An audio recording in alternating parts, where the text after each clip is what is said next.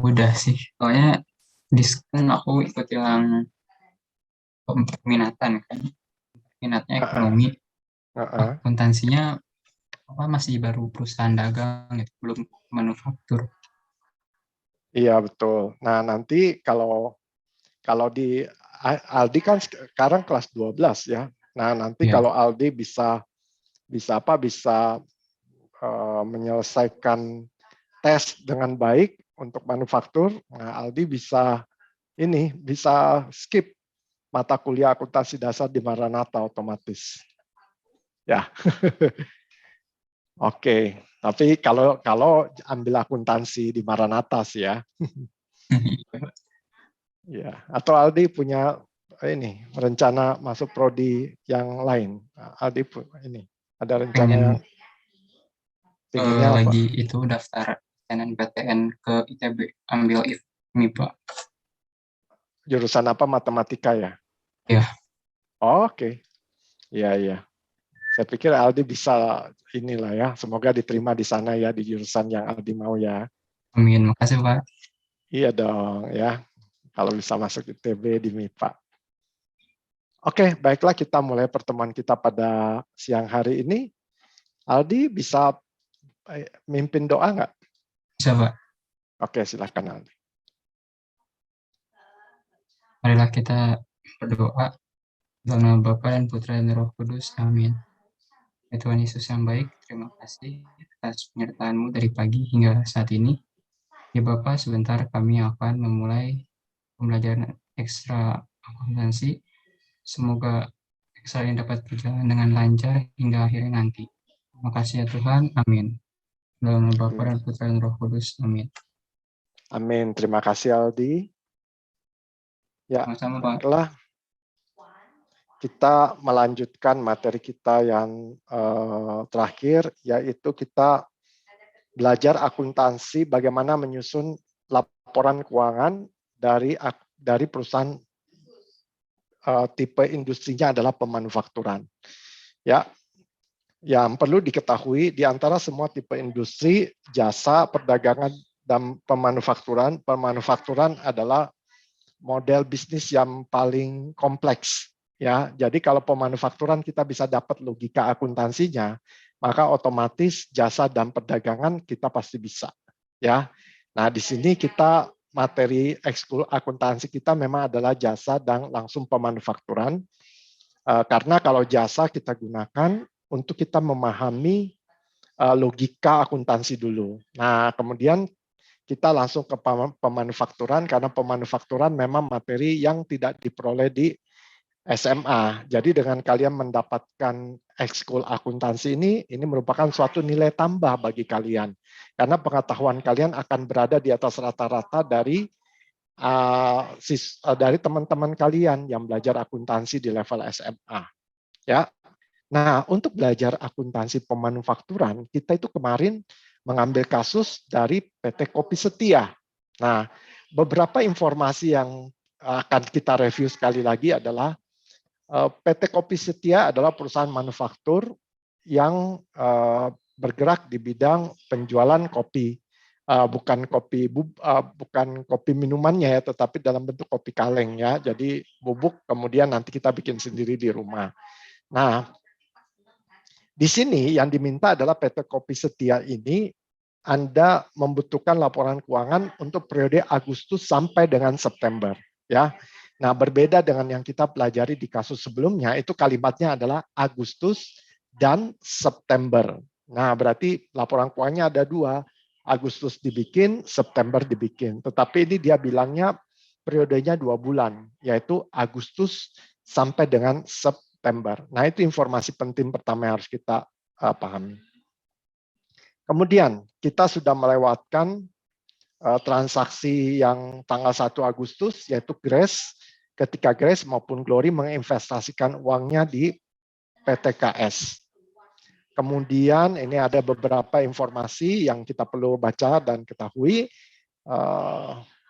Dan kita juga sudah menyelesaikan transaksi sampai dengan tanggal 3 Agustus ya. Nah, kita lihat catatan kita Itu betul, sampai tanggal 3 Agustus. Nah, di sini waktu kita mengerjakan laporan keuangan ini, kita menggunakan aplikasi akuntansi sederhana yang kita susun menggunakan Excel. Ya, jadi kita melihat setiap kali kita mencatat transaksi ini, maka otomatis angkanya akan berubah di laporan keuangan PT Kopi Setia. Jadi kita tidak usah repot-repot melakukannya secara manual, tetapi kita memasukkan data, maka otomatis saldo-saldo yang ada di dalam laporan keuangan ini akan selalu terupdate, ya.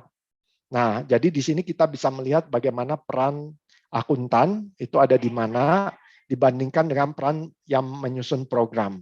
Nah, di sini karena yang kita gunakan ini adalah program sederhana Excel, ini juga dipelajari di Maranatha bagaimana kalian bikinnya.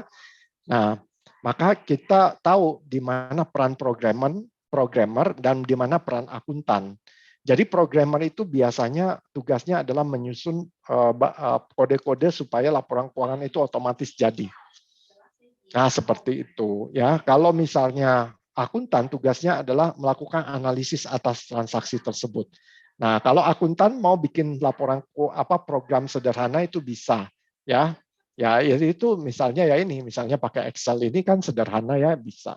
Jadi kalau kalian punya bisnis sederhana mau catat-catat, ya kalian bisa bikin sendiri aja pakai Excel. Atau kalian mau juga beli yang sudah jadi, juga banyak ya. Nah, otomatis aplikasi yang makin mahal berarti fiturnya makin banyak.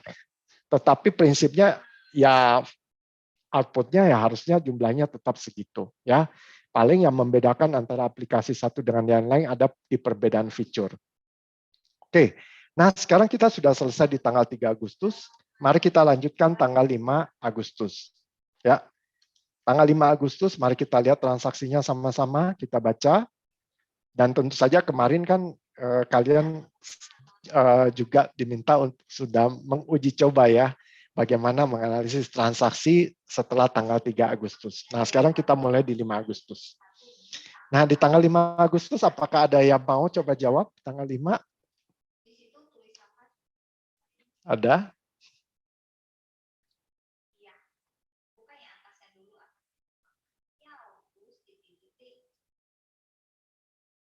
Nah, saya mau, kalau nggak ada, coba saya panggil.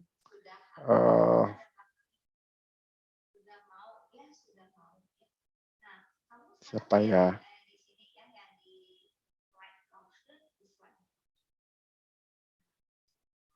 Oke, saya coba panggil Anselma. Anselma bisa ini bisa dengar? Halo, Anselma? Oh, Pak, bentar. Sebentar, Pak. Iya, nggak apa-apa. Tes, ada suara saya nggak? Jelas.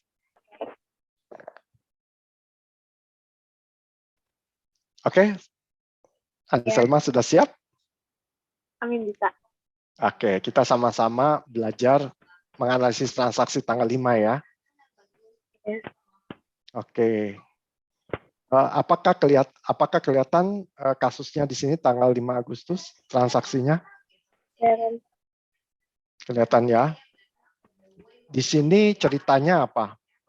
PT kita kan akuntan di PTKS ya. Kopi Setia ceritanya.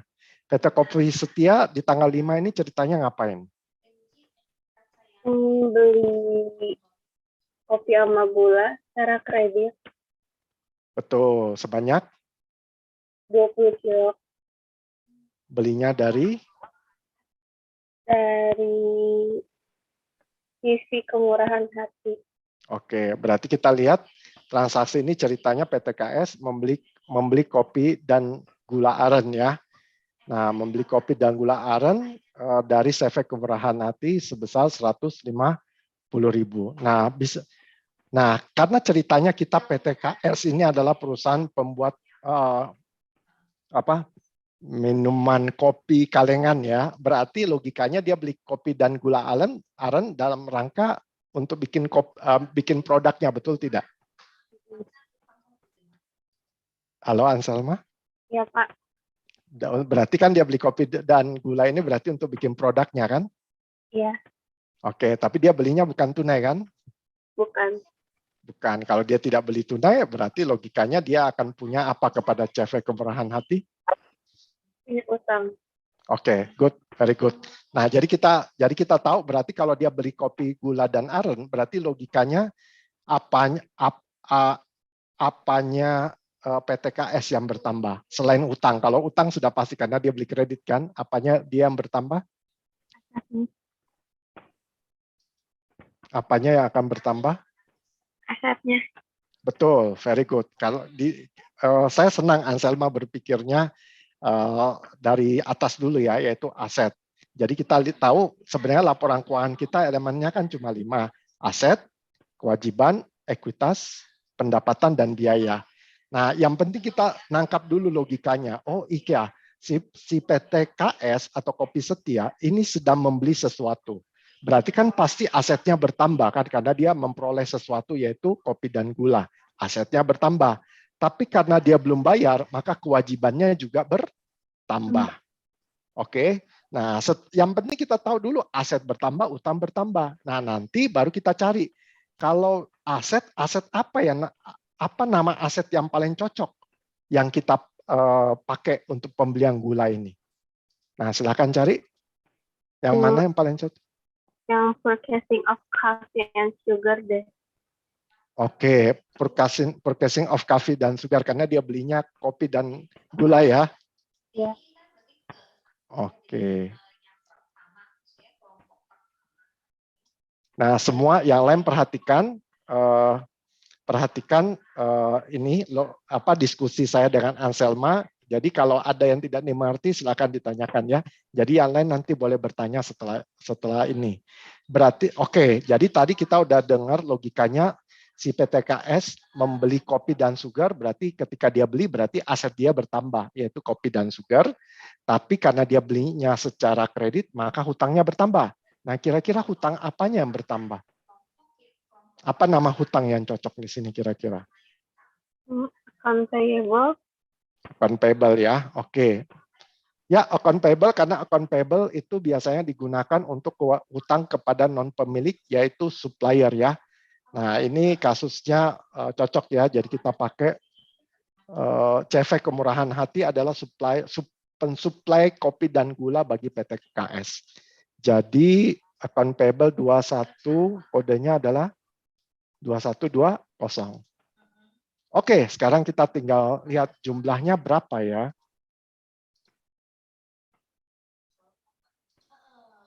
Nah, jumlahnya berapa?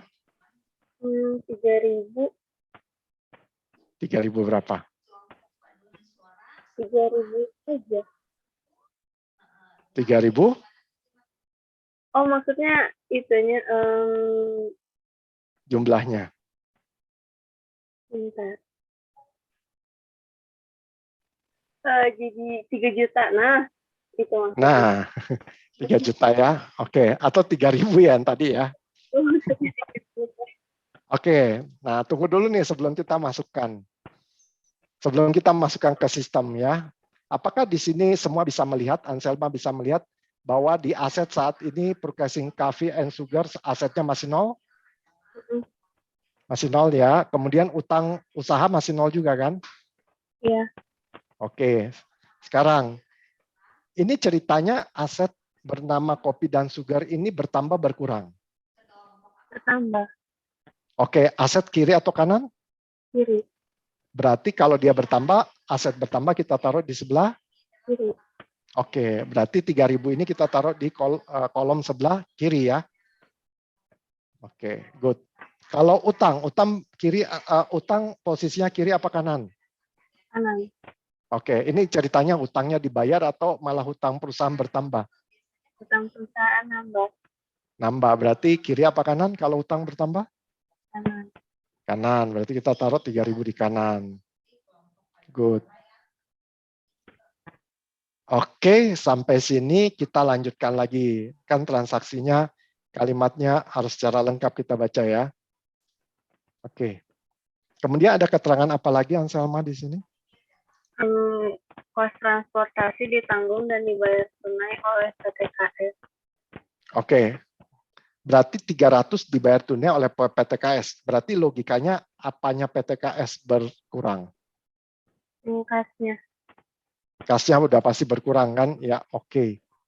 Kasnya berkurang.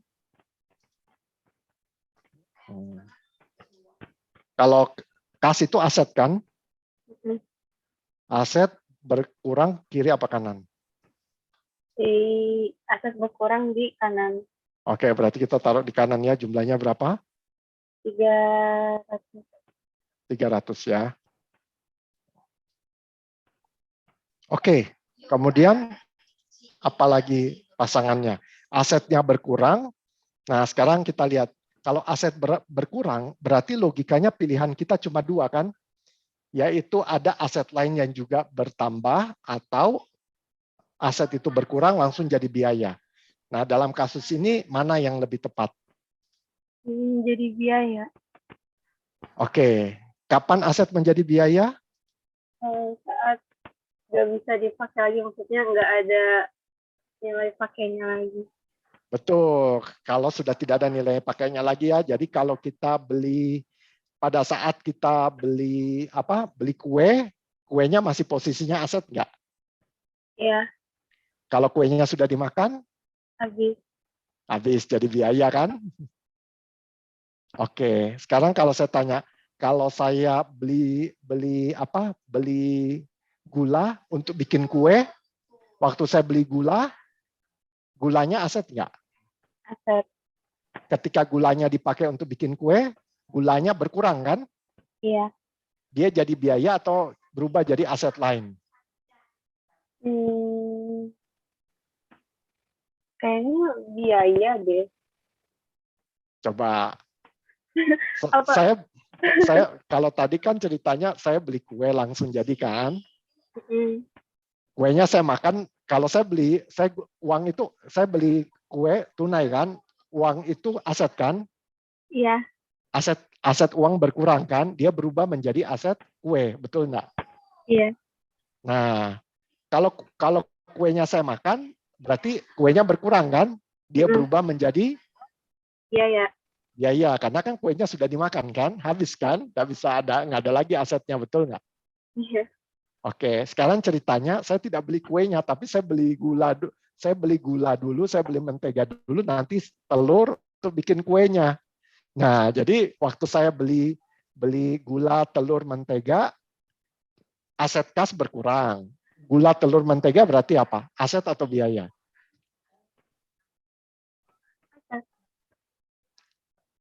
Aset atau biaya gula, telur, menteganya untuk bikin kue? Aset. Aset, betul. Nah, sekarang gula, telur, menteganya kepake, berarti kan berkurang kan gula, telur, mentega kan? Iya. Nah, gula, telur, mentega dipakai untuk bikin apa? Untuk bikin apa tadi? Untuk bikin kue. Betul. Berarti kalau dia berkurang, dia jadi biaya atau berubah menjadi aset lain yang namanya kue? Jadi aset lain yang namanya kue. Oke, berarti kalau gula, telur, mentega dipakai bukan biaya kan? Iya. Paham ya? Iya. Oke. Nah, prinsip ini Anselma sama teman-teman lain paham ya logikanya? Anselma juga paham kan? Iya, Pak. Oke. Sekarang ini ceritanya beli apa? Biasa. Kopi dan gula kan? Iya. Oke, kita lihat baik-baik ya. Dia beli kopi dan gula. Oke? Kemudian untuk beli kopi, tadi waktu beli kopi dan gula kita udah catat aset kan? Oke, tapi karena bayarnya nanti kita catat juga utang. Sekarang, untuk beli kopi dan gula, dia ada juga cost transport kan? Iya. Nah, berarti untuk transport itu dikeluarkan dalam rangka untuk apa? Buat ngangkut. Ngangkut kopi dan Iya. gula. Kalau tidak ada transport, kopi dan gulanya bisa jadi aset nggak bagi PTKS? Enggak. Enggak, karena kopi dan gulanya tetap ada di toko sana kan, di supplier, betul tidak? Betul tidak? Ya. Oke, kalau begitu untuk cost transportasi ini posisinya biaya atau posisinya aset?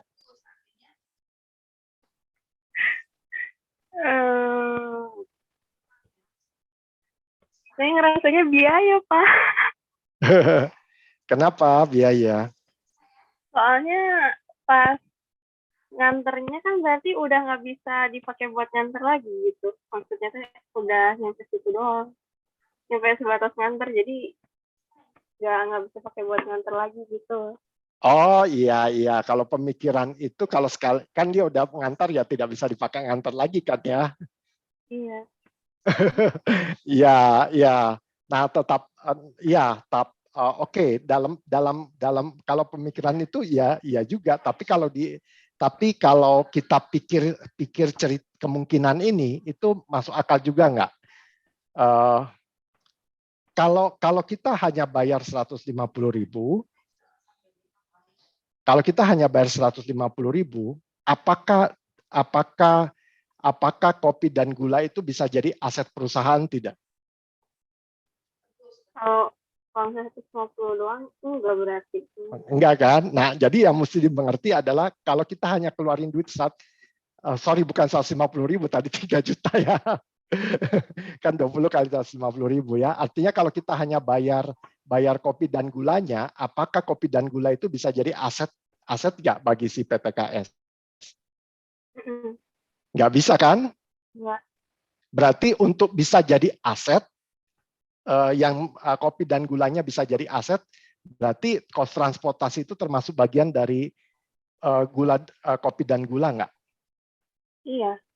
Iya. Nah kalau kayak gitu berarti masuk akal nggak?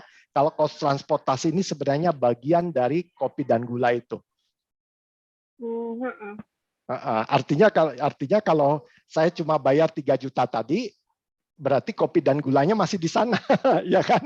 Saya tidak bisa pakai, ya kan? Kalau saya nggak bisa pakai, ya berarti bukan aset, belum jadi aset penuh kan? Nah, berarti harusnya 300.000 ini termasuk dari cost untuk memperoleh kopi dan gula. Kalau kayak gitu bisa nggak masuk nggak logikanya? Oke. Kalau begitu, berarti ketika kas ini berkurang, digunakan untuk membayar transportnya kopi dan gula, apapun namanya itu dia masih posisinya aset. Oke? Nah, kalau sampai di situ Anselma bisa terima logikanya? Iya. Iya ya. Jadi Anselma bayangkan kalau misalnya saya hanya bayar saja makanannya tapi tidak bayar ongkos kirimnya, berarti dia tidak menjadi aset bagi saya. Jadi sama seperti Anselma pesan makanan, suka pesan makanannya di mana, GrabFood atau GoFood? Kayaknya GoFood deh. GoFood ya biasanya. Kalau pesan di GoFood ada kan, kalau harga makanannya berapa, kemudian ada harga untuk delivery kan? Iya. Nah, nanti total yang harus Anselma bayar, nanti ada totalnya kan, plus dengan delivery kan? Iya. Nah, itu yang menjadi cost untuk memperoleh aset makanan tersebut. Gitu. Betul nggak? Paham ya Anselma ya, Pak, logikanya ya? Karena kalau kita tidak bayar delivery-nya, makanannya di sana, tetap di sana kan? Saya tidak bisa makan dong. Kalau saya tidak bisa makan, itu tidak masuk kategori aset. Karena yang namanya aset harus bisa digunakan oleh perusahaan. Ngerti nggak? Gitu. Harus bisa diapakan oleh perusahaan, Anselma? Dipakai. Harus bisa dipakai. Kalau makanannya masih di sana atau kopi dan gulanya masih di sana, bisa digunakan nggak oleh perusahaan? Enggak. Nggak bisa kan? Berarti nggak bisa jadi aset dong. Berarti kalau ada cost delivery-nya atau ongkos kirimnya, berarti termasuk bagian dari aset itu. Betul kan ya? Oh iya. Ya, sampai sini jelas? Oke. Yang lain jelas nggak logika tadi? Kenapa cost delivery atau transportation itu adalah aset juga? Karena kalau kamu tidak bayar delivery-nya atau transportasinya untuk membawa aset itu ke tempat kita, ya dia tidak jadi aset karena dia nggak bisa digunakan. Nah, tadi Anselma dengan baik mengatakan, tapi Pak, kalau sudah digunakan dan tidak ada lagi bendanya, baru kita akui sebagai biaya. Betul, tapi ini ceritanya mau digunakan aja tidak bisa karena gulanya masih di sana. Gitu. Jelas nggak Anselma? Ini ceritanya mau digunakan aja nggak bisa. Kalau supaya bisa digunakan ya dia harus ada juga transportasinya ditambahkan. Baru setelah itu baru nanti digunakan ceritanya. Nah, kalau logika ini bahwa cost transport termasuk dari aset untuk memperoleh kopi dan gula, jelas atau tidak? Kalau sudah jelas, beri tanda jempol lah di emoticon. Ada nggak?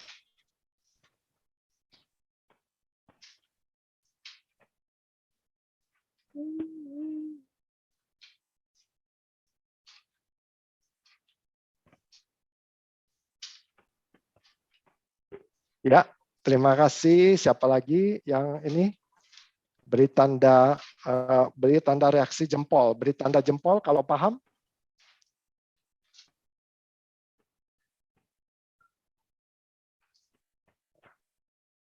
Oh.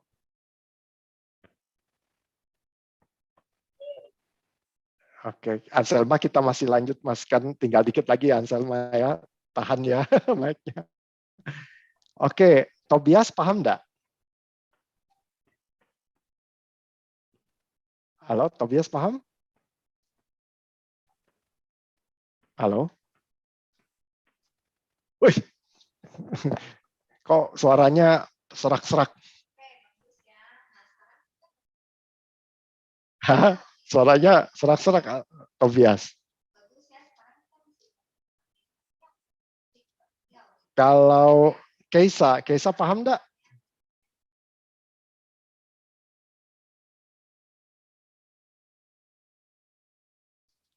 Halo, Keisa? Kalau Keisa, Dimitrio bagaimana? Dimitrio paham?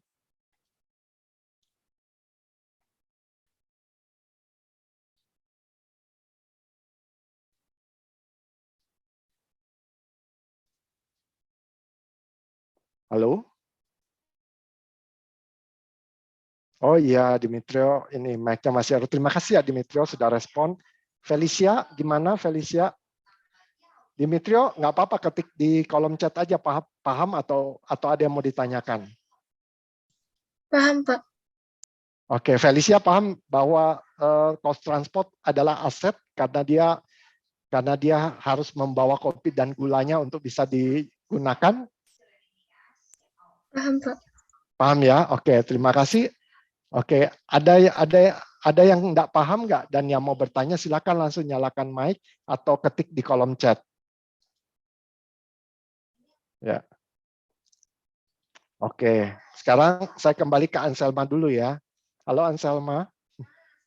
Iya, Pak. Oke, Anselma bisa lihat nggak akun aset terkait dengan purchasing, pembelian kopi dan sugar. Oke, Anselma bisa lihat di statement of financial position, di situ ada kodenya 11311 purchasing coffee and sugar. Pak, Bapak ini share screen, Pak. Di saya nggak ada. Oh iya, sorry, saya belum share screen. Nah, sudah kelihatan? Sudah, Pak. Oke, lihat di ini, lihat daerah yang saya beri, yang saya highlight. Masuk account-nya yang transportation in ya. Betul. Nah, yang ini kan semua kelompoknya aset kan? Nah, jadi kalau kita lihat ada 4 akun itu berhubungan dengan purchasing. Dan semuanya terkait dengan aset. Nah, Anselma bisa lihat 4-4-nya? Iya, Pak. Oke, tadi yang sudah dijawab dengan tepat oleh Anselma, purchasing of coffee dan sugar itu bicara tentang beli bendanya sendiri kan? Mm-mm. Kalau transportation in berarti untuk membawa bendanya kan? Iya. Kalau purchase discount berarti kalau dapat potongan untuk pembelian benda tersebut kan? Oh. Ya, berarti logikanya purchase discount itu akan mengurangi kan? Betul Iya. tidak? Oke, kalau purchase return and allowances itu berarti kalau seandainya terjadi apa-apa sama bendanya, kemudian sama PTKS dia komplain, kemudian nanti bisa ada dua kemungkinan, yaitu kalau kopinya dikembalikan lagi kepada supplier, yaitu CV Kemurahan Hati, atau CV Kemurahan Hati bilang gini, nggak usah dibalikin, saya berikan tambahan diskon lagi. Nah, itu yang disebut dengan allowances, ya, keringanan harga beli kita. Nah, berarti 4 akun ini itu berhubungan dengan pembelian kopi dan sugar. 4-4-nya adalah kategori aset, cuma bedanya 2 menambah, 2 mengurangi. Ya, yang mana yang mengurangi jadinya, Anselma? Yang purchase discount sama purchase return and allowances. Betul. Purchase discount kapan kejadiannya? Kalau misalnya kita beli terus dikasih diskon. Oke, kenapa si penjual mau kasih diskon ke kita? Soalnya belinya kredit. Oke, betul. Benar banget. Karena soalnya kita beli secara kredit. Ya. Jadi kalau kita beli secara kredit, nanti dia kasih tahu, kalau kamu bayarnya cepat-cepat, nanti saya kasih diskon.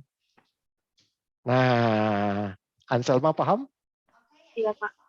Oke, kalau misalnya dia bilang, saya kasih kamu diskon karena kamu belinya banyak, itu purchase diskon atau bukan?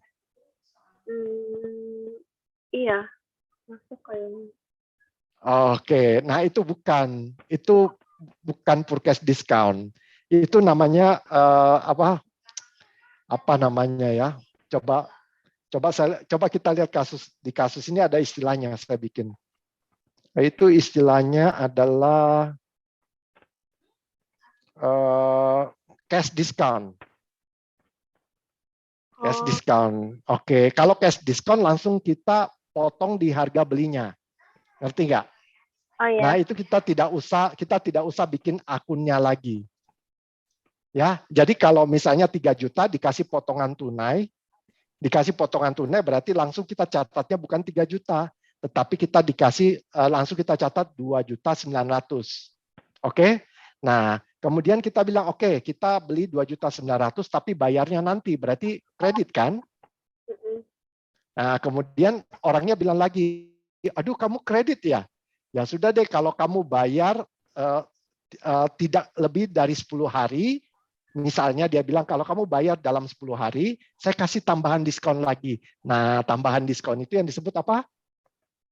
Purchase discount. Jadi purchase discount hanya terjadi ketika pembelian secara kredit. Kalau ternyata ada dapat diskon pada saat beli di awal, gara-gara negosiasi, belinya banyak, berarti langsung aja kita angkanya di sini yang kita sesuaikan, paham enggak?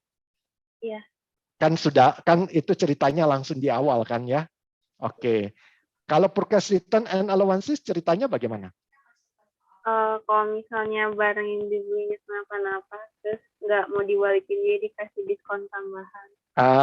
Bisa kayak gitu kan? Ya kan, kalau kenapa-kenapa, kalau kita bilang, kenapa ya barangnya ini kamu kirim kok kemasannya ada yang rusak gitu misalnya kan? Jadi kita komplain ke penjualnya. Kemudian penjualnya bilang, ya sudah deh, saya kasih ini deh, saya kasih apa? Kamu bayarnya saya kurangin lagi. Nah, itu yang disebut dengan allowances.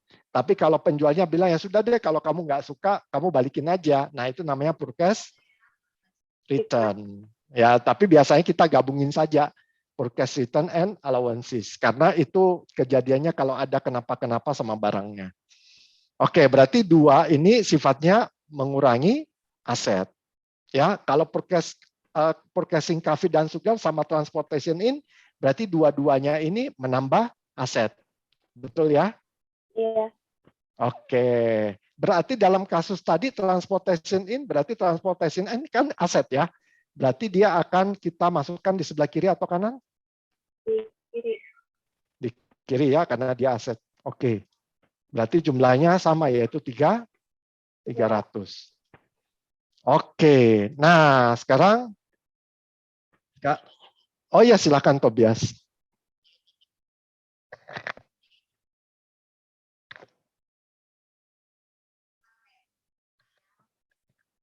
Iya, betul. Berarti nggak dapat diskon. Iya, berarti dia bayar sesuai dengan jumlah utang dia. Di sini kan utang dia 3.000, betul tidak? Kalau dia bayar sebelum jatuh tempo, maksudnya bukan sebelum jatuh tempo tepatnya, di masa dapat potongan, masa potongan maksudnya ya. Ya, kalau dia bayar di masa potongan, misalnya diskonnya 5%, berarti dia bayarnya nanti nggak 3.000 kan? Sudah menjawab pertanyaan?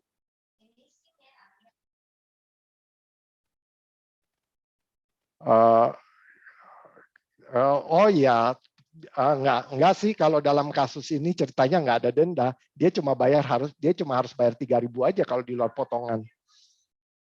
Itu sama-sama Tobias, senang ya kalau ada ini yang tidak dimengerti langsung ditanyakan ya. Oke, yang lain juga silakan seperti itu ya. Pokoknya tiba-tiba muncul, kenapa ya begini ya? Kok kayaknya nggak masuk akal, langsung segera ditanya, jangan dilewatkan. Ya, oke, Anselma masih di Anselma, masih ada Anselma? Udah jelas, Pak? Oke, udah jelas. Anselma, saya mau tanya satu hal dulu. Anselma tadi lihat kita membeli kopi dan sugar. Ya, berarti 4 akun ini terkait kopi dan sugar, betul? Nah, kopi dan sugar nanti rencananya dipakai untuk bikin apa? Bikin produk jadi, yaitu minuman kaleng kopi, betul ya? Iya. Nah, sekarang berarti kopi dan sugar ini menjadi bahan untuk membuat produknya, betul? Iya. Nah, berarti berarti akun ini sebenarnya sama aja nggak dengan akun direct material? Oh, bisa. Betul nggak? Bisa ya? Iya. Ya, berarti cara saya mencatat ini pakai alternatif kedua kan?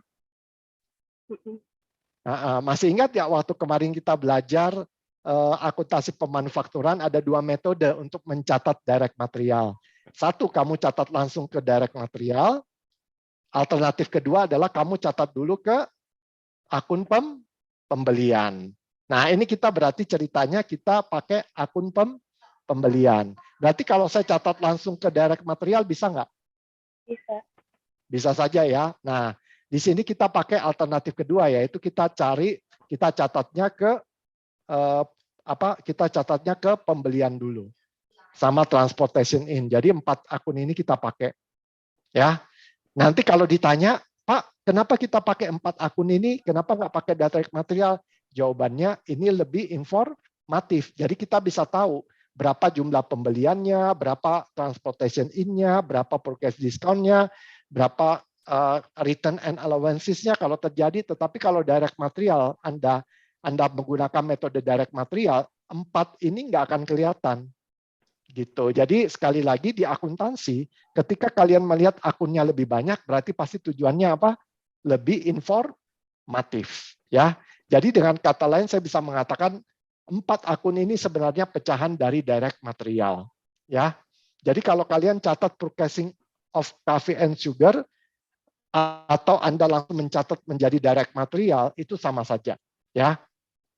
Kemudian transportation in. Transportation in itu kan bagian dari cost untuk memperoleh direct material.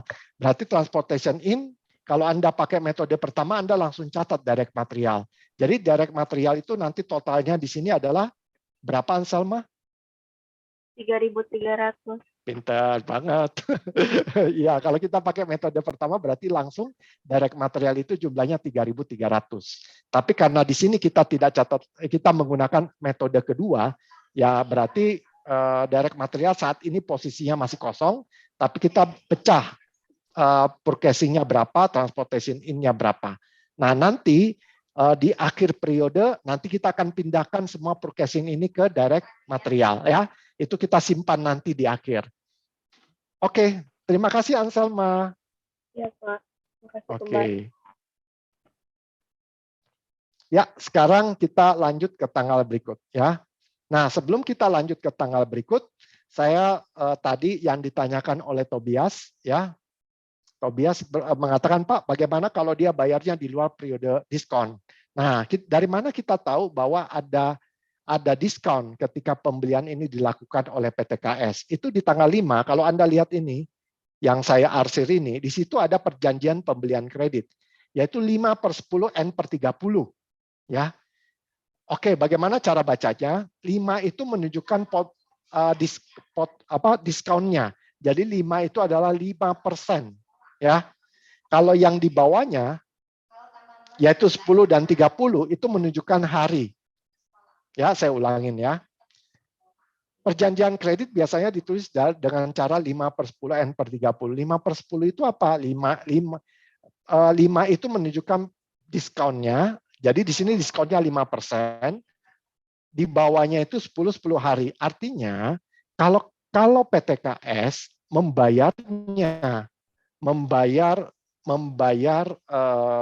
utangnya kepada CV Kemurahan Hati kurang dari 10 hari atau 10 hari, dia mendapatkan potongan 5%. Ya, berarti kan di sini dia mulai hutangnya dari tanggal 5 ya. Berarti nanti sampai dengan tanggal 15 dia dapat, kalau dia bayar sebelum tanggal 15, berarti dia dapat potongan 5%. Nah, kalau N/30 itu maksudnya apa? Kalau dia sudah di luar dari 10 hari, maka dia tidak dapat diskon sama sekali. Tapi tidak boleh lewat dari 30 hari ya. Jadi dia paling lambat bayar itu bulan depan di bulan September ya, tanggal berapa ya? Sekitar tanggal 5 September itu dia harus segera bayar. Nah, di luar dari tanggal itu, nah mungkin akan dikenakan denda. Tapi dalam kasus ini ceritanya sih enggak. Kenapa? Karena normalnya perusahaan akan berusaha membayar kurang dari 10 hari. Buat apa? Supaya bisa memanfaatkan diskon ini 5% ya. Jadi itu peristiwa yang normalnya terjadi dilakukan oleh perusahaan. Jadi jarang ada perusahaan justru mau membayar di luar dari 10 hari karena dia akan melewatkan potongan itu ya. Nah, seperti itu. Oke, itu cara membaca perjanjian pembelian kredit ya. Nah, sekarang kita masuk ke tanggal 8 ya. Silakan kita baca kasusnya, kemudian kita coba sama-sama jawab tanggal 8.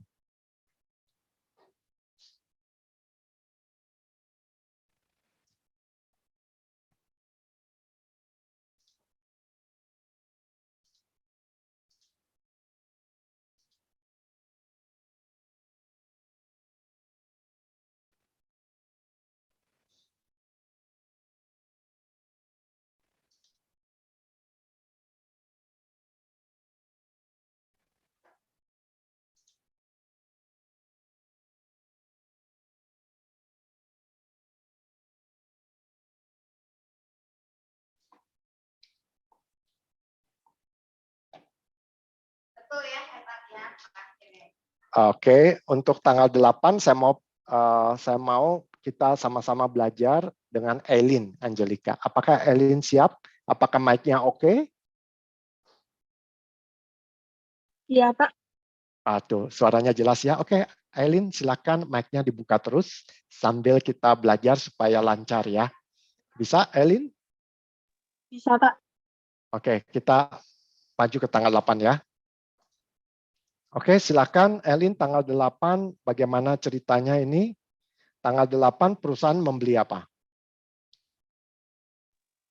Membeli tunai, Oke, berbagai berarti bahan habis pakai. betul. Bahan habis pakainya ada berapa kategori di sini? Ada 2, Oke, kategori pertama, pabrik, yang kedua, administrasi, dan penjualan. berarti logikanya yang pabrik nanti akan dipakai lagi untuk bikin produk, betul tidak? Betul. Kalau administrasi dan penjualan sekali pakai berarti habis dan tidak bisa digunakan lagi nantinya kan? Iya. Nah, gitu kan logikanya ya. Jadi kita harus ingat-ingat kalau yang bahan habis pakai pabrik, berarti nanti ketika dia dipakai, dia akan berubah menjadi aset yang lain. Betul? Betul. Kalau administrasi dan penjualan ketika sudah dipakai, berarti dia akan berubah menjadi aset Biaya. yang lain atau biaya pintar. Langsung di biaya. Kalau pabrik, setelah waktu dipakai, dia langsung berubah menjadi biaya atau aset lain? Aset lain. Oke, aset lain itu kira-kira apa nanti namanya?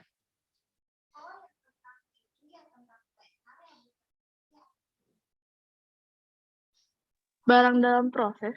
Pintar. Ya, karena dia akan digunakan di dalam proses pembuatan barang ya, Elin. Oke, pintar banget ya, Elin. Elin kelas 10 ya? Kelas 12, Pak. Oh, kelas 12 ya. Oke, sip. Ya, ya. Berarti nanti untuk ini logikanya sudah sangat baik ya. Oke, kalau begitu. Elin, di sini untuk tanggal 8 berarti perusahaan membeli secara tunai 2 jenis bahan habis pakai. 2 jenis bahan habis pakai waktu dibeli berarti dua-duanya adalah aset kan? Iya. Oke, sekarang berarti kita lihat di kelompok aset. Apa nama kelompok aset yang tepat untuk yang pabrik dulu deh?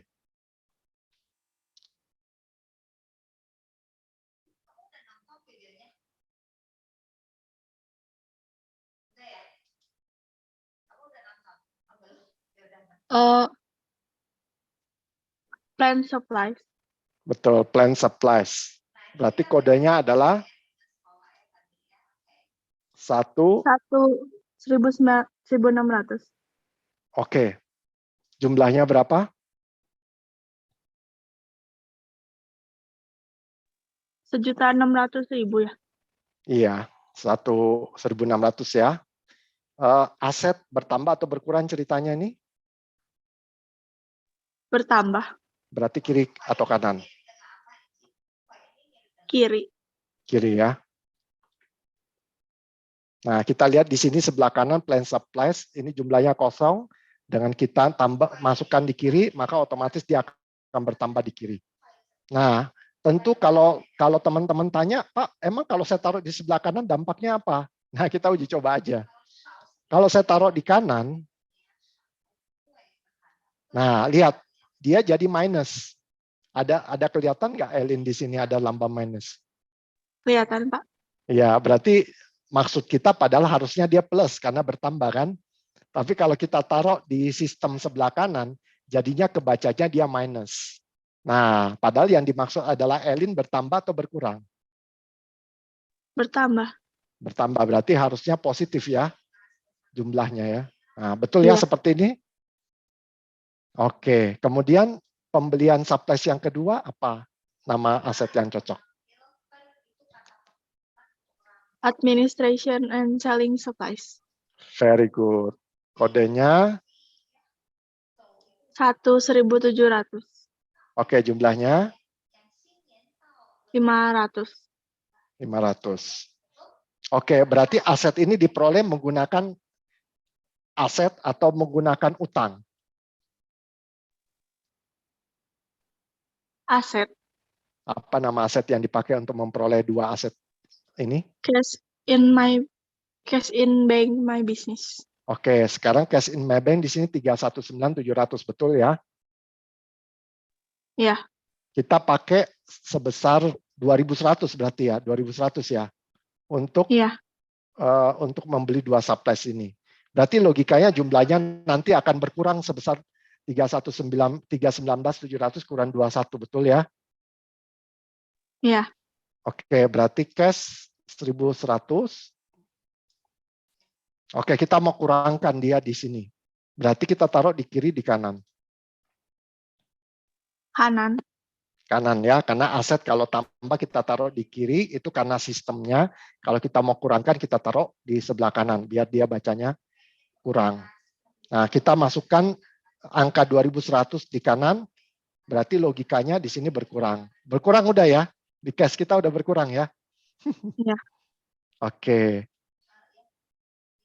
Amazing ya, kalau kita bisa bikin program seperti ini ya, jadi mempermudah pekerjaan akuntan. Tapi Elin tahu yang tantangan bagi akuntan bagian mananya? Yang mananya, Elin? Bikin laporannya. Atau analisis transaksinya, betul ya? Kalau yang Elin di sini transaksi salah, berarti laporannya salah kan ya? Iya. Ya. Elin tambah satu lagi, yang iklan. Tanggal 10. Bagaimana kalau tanggal 10 ceritanya? Membayar 600.000 untuk iklan Oke. Jadi yang akan bagaimana? tampil 3 kali di majalah hobiku. Oke. Di sini kita bayarnya tanggal 10. Sudah kepake atau belum? Belum. Belum. Berarti posisinya masih apa? Aset. Oke. Apa nama aset yang cocok untuk pembelian iklan ini? Prepaid advertising. Oke, very good. 180 ya. Oke. Ini bayarnya apa? Tunai atau kredit? Tunai. Tunai. Berarti cash sekali lagi berkurang ya. Iya. Jumlahnya berapa? 600. Oke. Kalau cash, kalau prepaid advertising bertambah kiri kanan. Kiri. Kalau cash berkurang, Kanan. kanan. Oke, kita cek sudah berkurang lagi 600, betul ya? Oke, mungkin untuk selanjutnya dia udah nggak kelihatan ya karena dia posisinya di atas cash ya. Jadi suka ketutup. Tapi kita percaya aja sama sistem, kalau kita taruh di kiri dia nambah, kalau kita taruh di kanan aset berkurang. Sebaliknya kalau kewajiban dan ekuitas. Oke, terima kasih Elin. Ada pertanyaan nggak untuk 2 transaksi yang baru saja Elin beres selesaikan? Nggak ada, Pak. Gampang ya? Lumayan. Lumayan. Oke, nanti kalau ada yang menantang lagi, nanti kita kembali ke Elin ya. Terima kasih Elin. Kasih, Pak. Oke, nah sekarang kita masuk ke transaksi yang berikut. Jadi kita udah selesai tanggal 8 dan tanggal 10, kita masuk ke tanggal 12. Untuk tanggal 12 saya mau menyapa Veronica. Halo Veronica.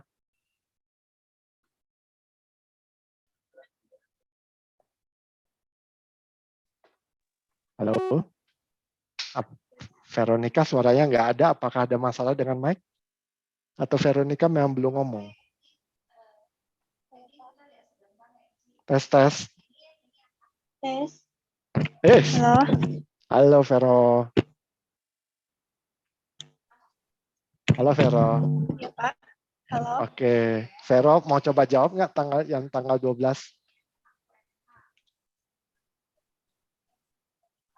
Mari kita sama-sama lihat ya yang tanggal 12 transaksinya ya. Oke, Vero siap? Ya.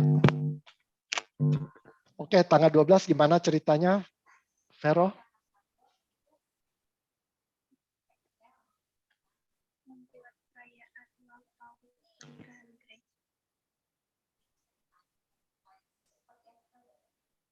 Halo, Vero? Halo. Ya, oke. Silakan Vero tanggal 12. Membuat pesta perayaan ulang tahun pernikahan Grace. Suaranya hilang sekarang.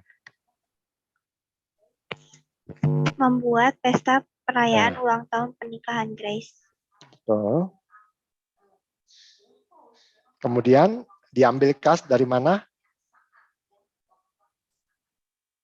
Dari bank pribadi.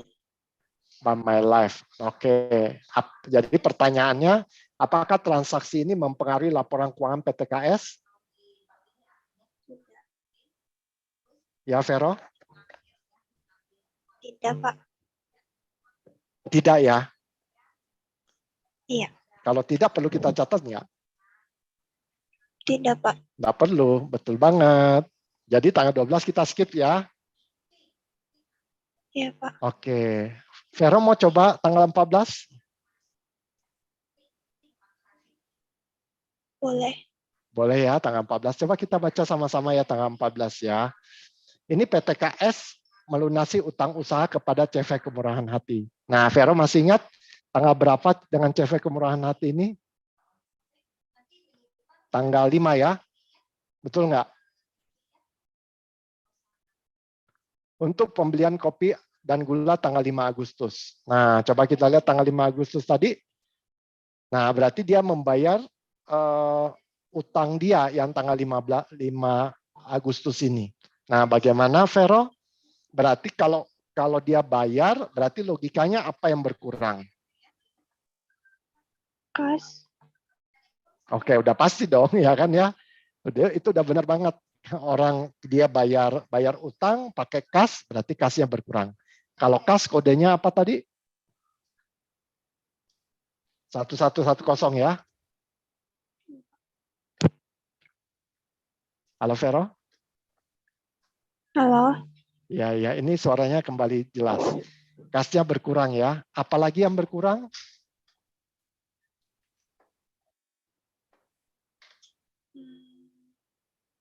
Utang. Kalau ya utang ya pasti ya kan bayar utang, berarti utangnya pasti berkurang kan ya.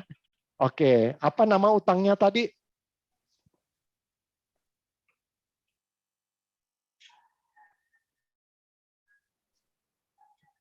Coba nama utangnya apa tadi yang dipakai untuk mencatat tanggal 5 Agustus?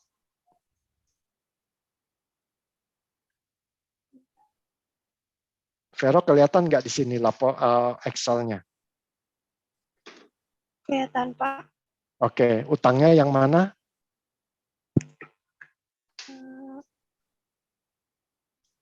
Payable. Ya, account payable ya. Payable. Oke, account utang itu kalau bertambah di kiri apa di kanan?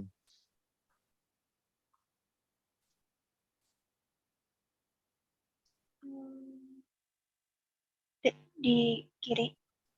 Kalau bertambah coba aset sama dengan kewajiban. Aset di kiri, kewajiban di kanan. Betul nggak, Fer? Iya. Ya, berarti kalau utang berkurang di sebelah mana? Kanan. Kalau bertambah, coba ya, aset di kiri, utang di kanan. Kalau bertambah.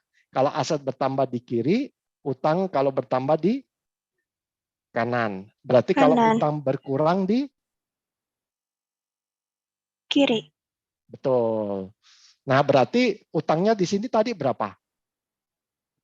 Tanggal 5 Agustus tadi utangnya berapa?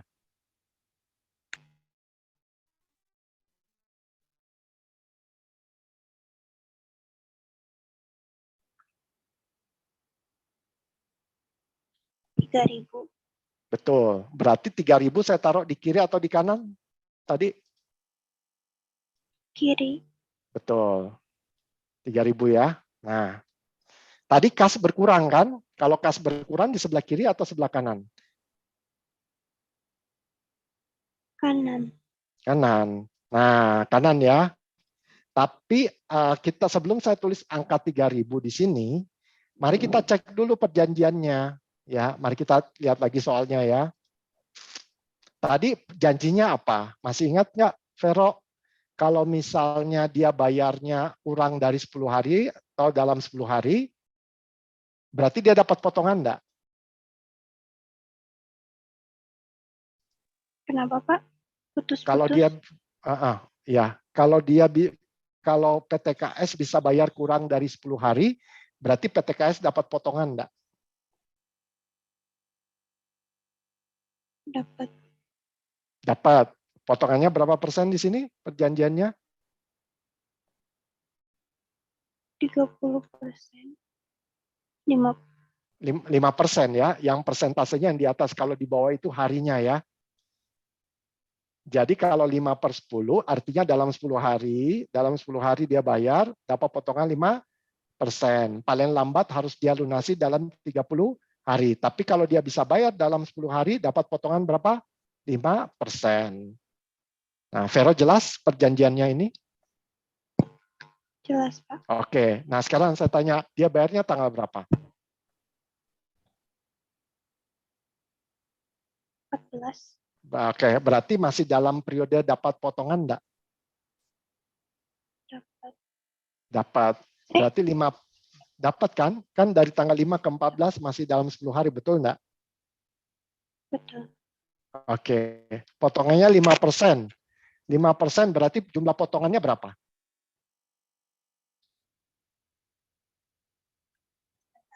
5% dari 3.000 berarti berapa tuh?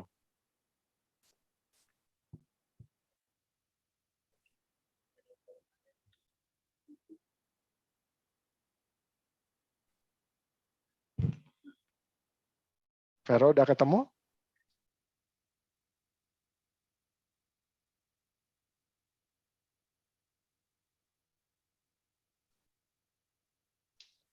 Jumlahnya berapa?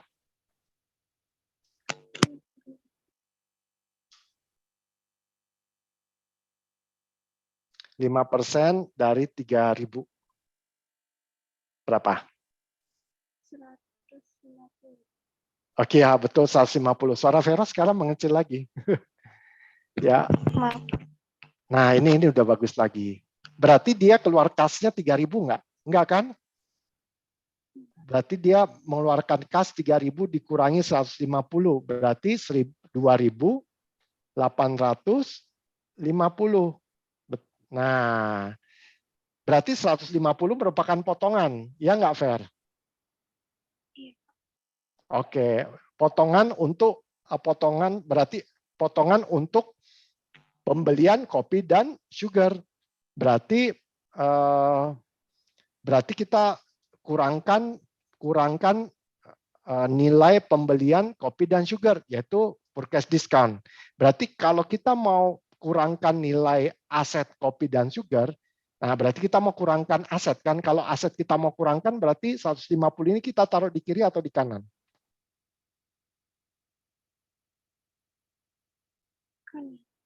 Kanan, betul. Karena kita akan mengurangkan aset, ya. Aset berkurang, ya. Nah, tadi namanya apa ini potongannya? Purchase discount. Ya, mana ya? Kodenya purchase discount 1313. Nah. Oke. Nah, ini yang tadi dengan Elin ya. Dengan Elin. Betul Elin ya? Dengan Elin ya? Iya, Pak. Bicara tadi tentang purchase ya, betul ya?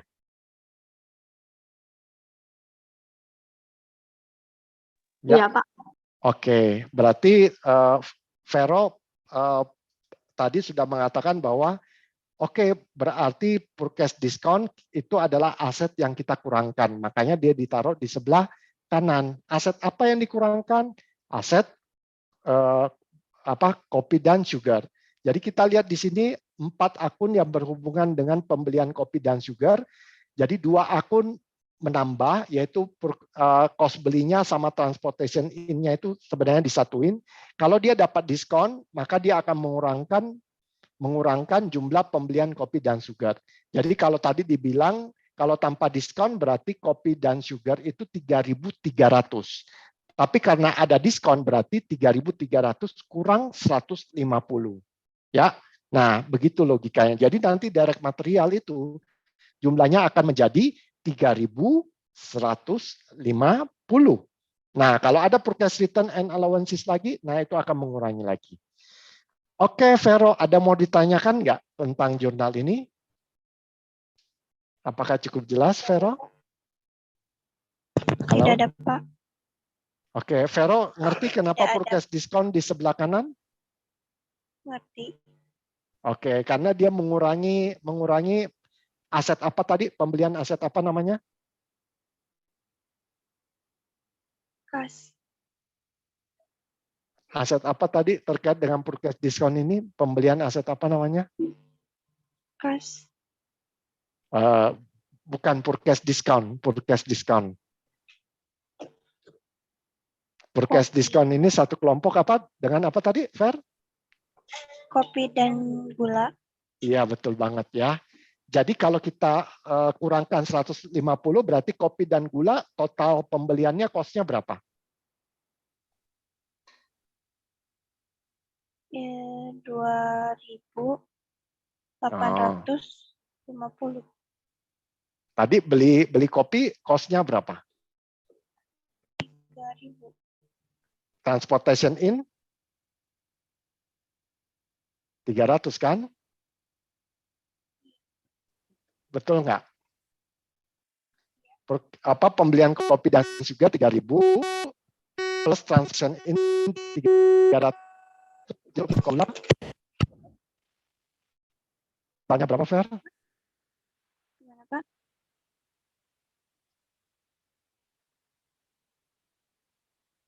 Halo, wah kita putus-putus ya. Iya, Halo, Pak. Fer. Maaf, Pak. Iya, ya nggak apa-apa. Ini Halo. pasti selalu begitu internet. Jadi kita ya itulah kendala kalau kita pertemuan online. Suka internet. Jadi tadi kopi dan sugar belinya 3.000, betul nggak, Fer? Iya, Pak. Kemudian tambah transportasi 300 kan? Iya. Oke, tadi Vero sudah ngerti kan kenapa transportasi ditambahkan ke kopi dan sugar kan? Karena kalau nggak ada transportasi kita nggak bisa gunakan kopi dan sugarnya, betul? Betul, Pak. Jadi 3.300 kan? Iya. Oke. Kemudian dapat lagi potongan karena perusahaan membayarnya dalam kurang 10 hari. Jadi berapa sekarang nilai dari kopi dan sugar kalau digabungin semuanya? 3.300. 3.300 dengan diskon jadi berapa? 3.285. Ya. 3.000 tambah 300 kurang 150 jadi berapa? Iya, 3.285. 3.000 bukan 3.150. Iya, iya. Maaf, Pak. Iya, kalau digabung jadi 3.150, betul ya? Ya, Pak. Oke. Sampai sini Vero paham? Paham, Pak? Paham ya? Yang harus dipahami oleh kita adalah bahwa purchase discount itu adalah bagian dari direct material. Jadi kalau nanti 3 akun itu digabungkan, ditanya lalu berapakah direct material jumlahnya? 3.150. Oke, Vero, jelas? Jelas, Pak. Terima kasih ya, Vero, sudah sama-sama diskusi sehingga yang lain juga bisa belajar dan Vero juga jadi makin ngerti. Ada yang mau ditanyakan dari Vero? Tidak ada, Pak. Oke. Yang lain ada yang mau bertanya, silakan terkait dengan transaksi 14 Agustus ini.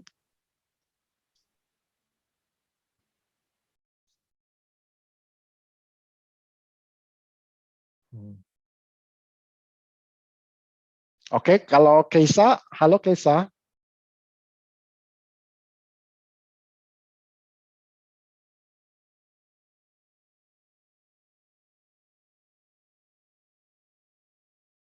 Apakah Keisa bisa respon?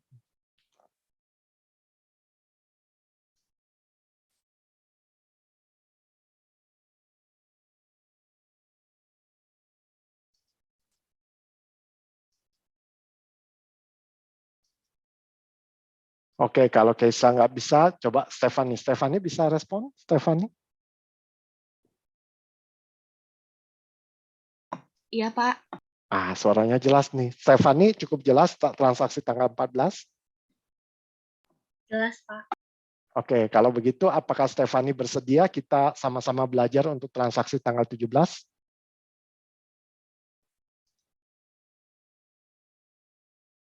Belas ya, Pak? Ya. Iya, Pak. Oke, kalau begitu Stefani, mic-nya silakan diaktifkan terus supaya kita lancar ininya ya, tiktokannya. Ya, oke, silakan dibaca dulu tanggal 17 transaksinya, baru kita sama-sama coba jawab tanggal 17. Ya.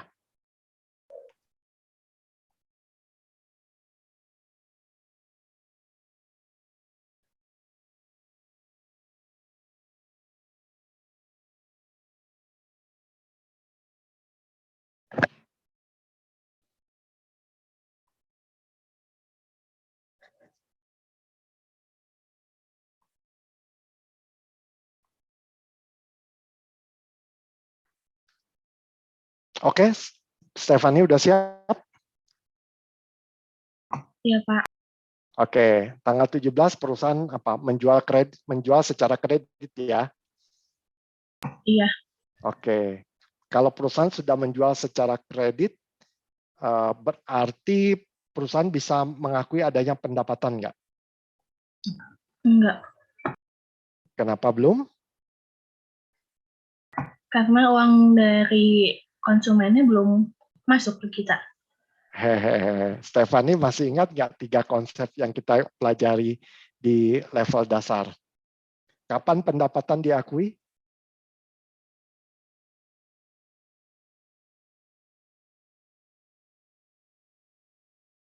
Ya, Stephanie, bisakah Iya. mic-nya terus di on aja?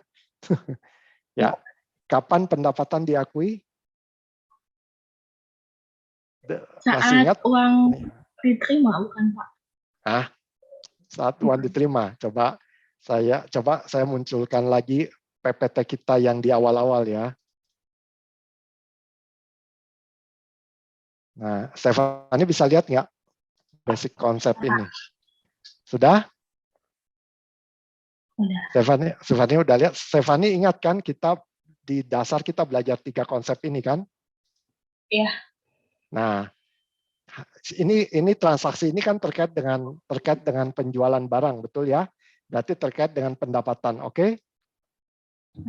Nah, Iya. coba kita analisis, apakah transaksi itu sudah ada pendapatan atau belum?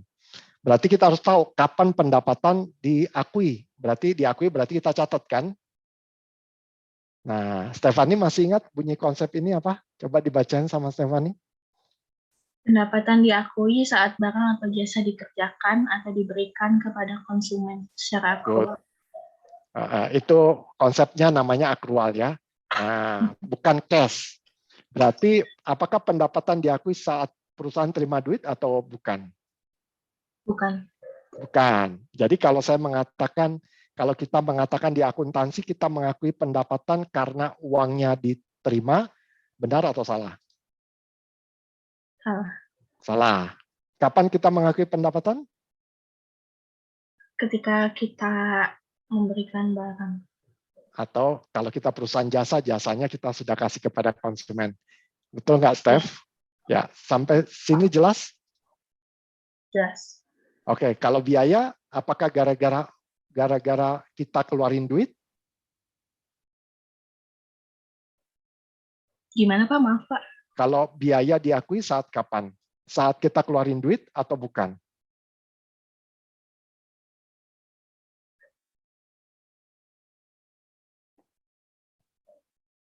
Bukan. Bukan ya, kalau Stephanie dan kita semua sama-sama baca di sini bukan saat keluarin duit. Betul ya, Steph ya? Iya, betul. Nah, sekarang Stephanie beruntung. Berarti sekarang dengan diskusi ini, Stephanie jadi merefresh lagi kan konsepnya, betul nggak? Betul. Oke, jadi Stephanie ingat terus bahwa tidak pernah di dalam akuntansi pendapatan gara-gara uangnya sudah dikasih dan biaya gara-gara uangnya sudah dikeluarin. Betul tidak? Iya, betul. Nah, kalau kita bilang gara-gara uangnya dikeluarin, coba lihat transaksi-transaksi ketika perusahaan mengeluarkan duit. Coba lihat tanggal 2 Agustus. Ini uang keluar kan, Steph? Iya.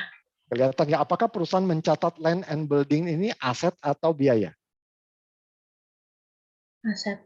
Aset, bukan biaya kan? Padahal uang keluar kan? Iya, bukan. Yang kedua, tanggal 3 Agustus, uang keluar lagi kan? Apakah perusahaan mencatat plant equipment ini aset atau biaya? Aset. Aset. Nah, cari yang paling terakhir, yang paling dekat ini. Bayar iklan. Prepaid advertising ini aset atau biaya? Aset. Oke, padahal uangnya keluar kan? Iya.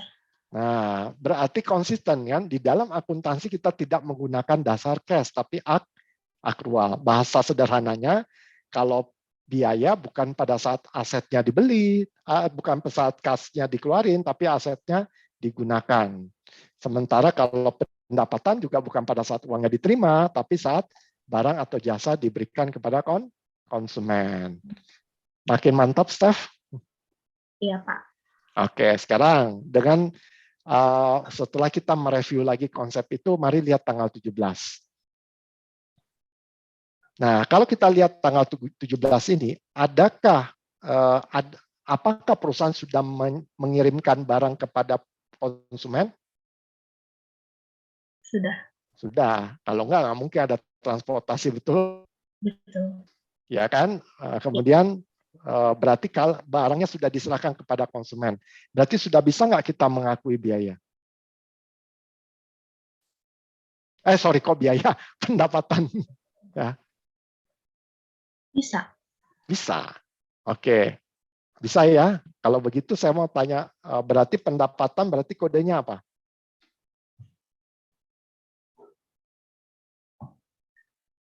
Bentar, Pak. Nah, kodenya 41100 bukan? betul 41100.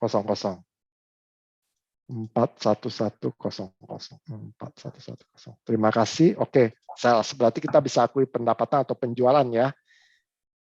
Oke, sekarang kita lihat lagi kasusnya. Oke, pendapatan ini apakah si konsumen kan kita kan sudah kirim barang kepada konsumen. Makanya kita bisa akui pendapatan kan. Nah, pertanyaannya konsumen udah bayar atau belum? Belum. Belum. Berarti sekarang konsumen jadi apa kepada perusahaan? Utang. Utang, pinter banget. Berarti kalau konsumen yang utang kepada perusahaan namanya apa? Ya. Kalau kita utang kepada orang lain kan utang kan, tapi kalau orang lain utang kepada perusahaan namanya Piutang. piutang. Nah, piutang kan aset kan ya? Ya. Oke, karena suatu saat piutang itu bisa jadi cash kan kalau dibayar ya.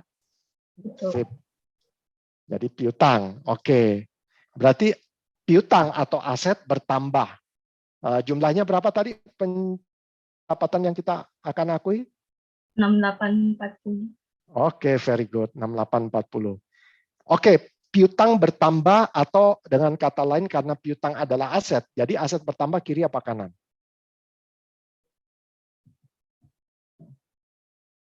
Debit. Aset di sebelah kiri atau di sebelah kanan? Aset sebelah kiri. Oke, ya sudah. Berarti ini kan ada dua kolom nih, kiri dan kanan kan? Satu kiri, satu kanan. Berarti kalau bertambah kita taruh di sebelah kiri. Nah, 6840. Nah, kita lihat account receivable jadi bertambah kan? 6840 kan? Nah, oke, Stefani bisa lihat nggak di sini? Ada 6840 kan? Iya. Nah, Stefani bisa juga langsung lihat di komputernya Stefani sebenarnya kan? Oke, berarti sekarang saya tanya, kalau ini kan pendapatan bertambah kan? Karena perusahaan sudah menyerahkan barang. Nah, pendapatan atau penjualan ini bertambah di sebelah kiri atau kanan? Kanan. Kiri apa kanan?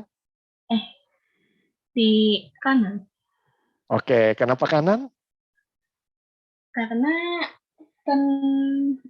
masuk pendapatan.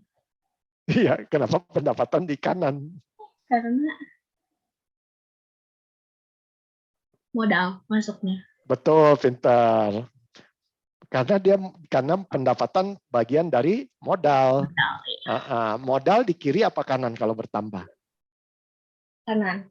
Modal kanan, pendapatan adalah pecahan dari modal. Berarti kalau pendapatan menambah modal ya sama-sama di kanan dong. Ya kan? Iya, betul. Oke. Nah, sip. 6840 selesai udah tanggal 17 Agustus. Nah, karena bicara tentang tadi merefresh materi pendapatan, berarti sekalian kita merefresh materi tentang biaya. Oke, sekarang tanggal 25. Oh ya, tunggu sebelum masuk ke tanggal 25, tanggal 17 ada pertanyaan lagi nggak? Dari Stefani atau yang lain mau bertanya, silakan. Kalau Stefani biaya bagaimana? transportasinya gimana, Pak? Oh, oke, very good. Kos transportasi ini gimana? Siapa yang bayar? Oh, konsumen. Oke, berarti mempengaruhi nggak laporan keuangan kita? Enggak. Ya. Berarti kita nggak perlu nyatat ya. Oke, thank you ya sudah bertanya ya. Oke, kemudian yang catatan ini hanya sekedar informasi kan? Karena 10% itu sudah dikurangkan dari harga jualnya ya. Oke. Oke, kita masuk tanggal 25. Nah, tanggal 25 bagaimana, Steph?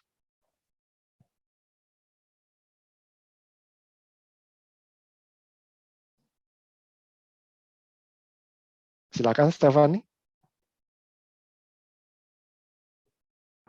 Beban upah. Oke, di sini kodenya apa tuh? Biaya gaji.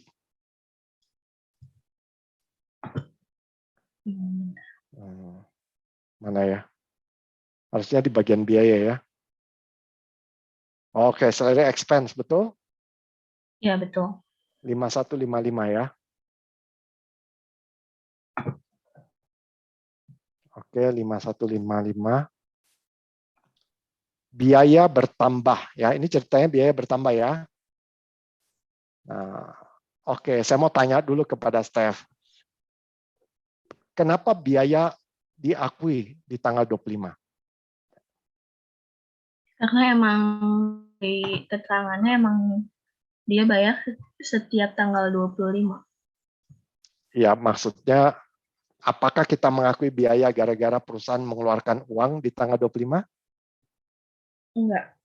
Enggak. Biaya muncul karena apa? Nah, yuk kita refresh lagi. Stephanie makin lama makin pintar nanti ini. Karena merefresh terus konsepnya. Biaya diakui saat apa? Saat aset bisnis pemilik atau non-pemilik digunakan dan habis manfaat ekonominya untuk bisnis. Oke, sekarang saya tanya. Aset siapa yang dipakai dalam hal gaji? Aset bisnis kah, pemilik atau non-pemilik? Bisnis. Apa nama aset bisnis itu yang dipakai? Cash. Berarti biaya diakui saat cash berkurang dong. Iya. Nah, padahal biaya bukan diakui pada saat cash berkurang sebenarnya, betul enggak? Itu. Oke. Sebenarnya aset siapa yang sudah dipakai? Kenapa perusahaan membayar gaji? Karena apa? Karena karyawannya udah kerja. Nah, itu dia. Karena karyawannya udah kerja, bukan karena cash-nya berkurang, betul enggak? Iya, betul. Ya, karena karyawannya sudah bekerja untuk waktu, tenaga, dan pikiran yang diberikan oleh karyawan. Untuk itulah perusahaan membayarnya, betul? Kalau karyawannya belum bekerja, tapi perusahaan sudah keluarin cash, apakah perusahaan mengakui sebagai aset atau sebagai biaya?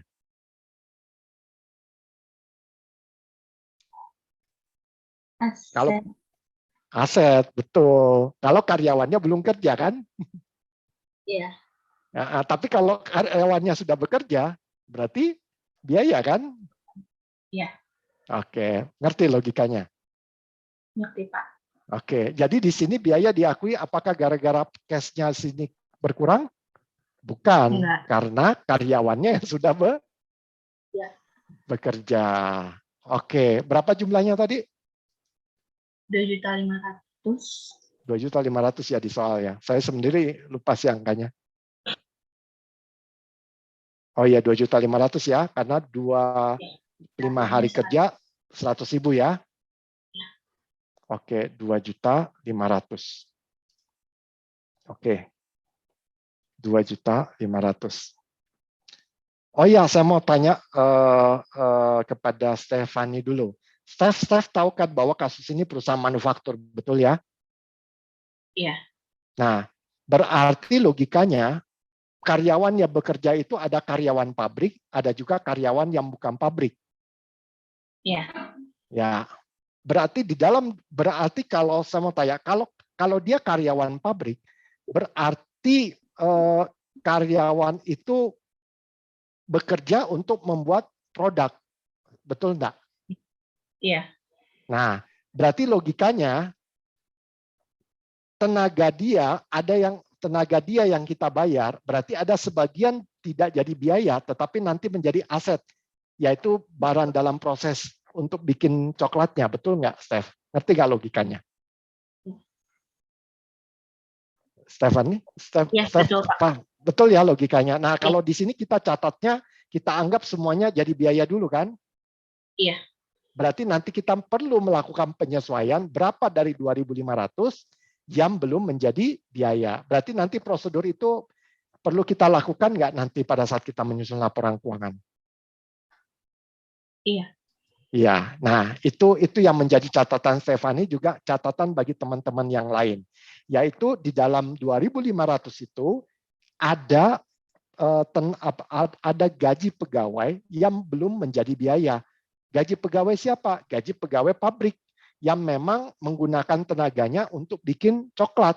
Berarti nanti gaji dia ada berpindah ke produk coklat. Berarti berpindah menjadi aset. Nah, nanti kita akan melakukan satu prosedur yang akan membuat biaya gaji ini berapa yang masuk ke aset, berapa yang sudah menjadi biaya. Nah, itu kita catat aja dulu sekarang.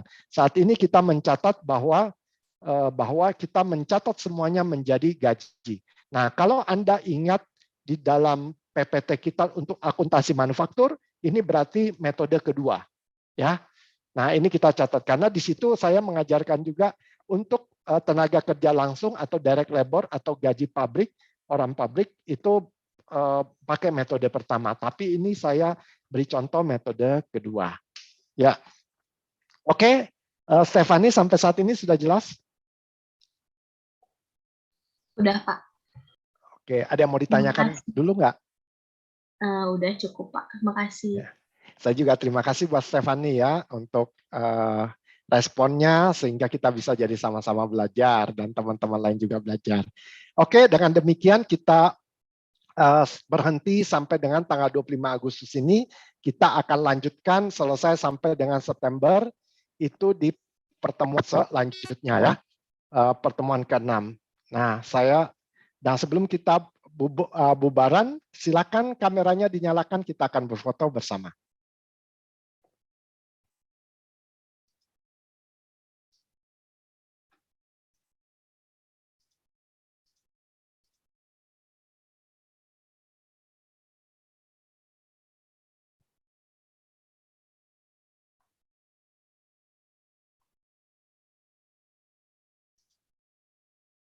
Oke, silakan Bu Debbie untuk mengambil foto.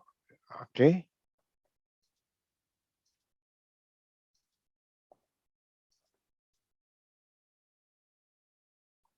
Ya, baik. 1, 2, 3. Saya ulang ya, 1, 2, 3. Terima kasih Pak Mingkuang, Bu Sinta, dan teman-teman. Ya, terima kasih semua. Sampai ketemu di dua pertemuan terakhir ya. Jadi 2 pertemuan terakhir kalau bisa kalian coba selesaikan transaksi sampai September selesai ya. Bu Sinta nanti paling saya diinfokan aja mulainya untuk 2 pertemuan terakhir plus ujian sekali itu nanti mulainya kapan ya Bu Sinta ya? April Pak, karena mulai tanggal 7 hari Senin itu mereka ujian sekolah. Maaf, bukan ujian sekolah kasih. Ini dulu ada pekan ulangan kelas 12-nya pra-US.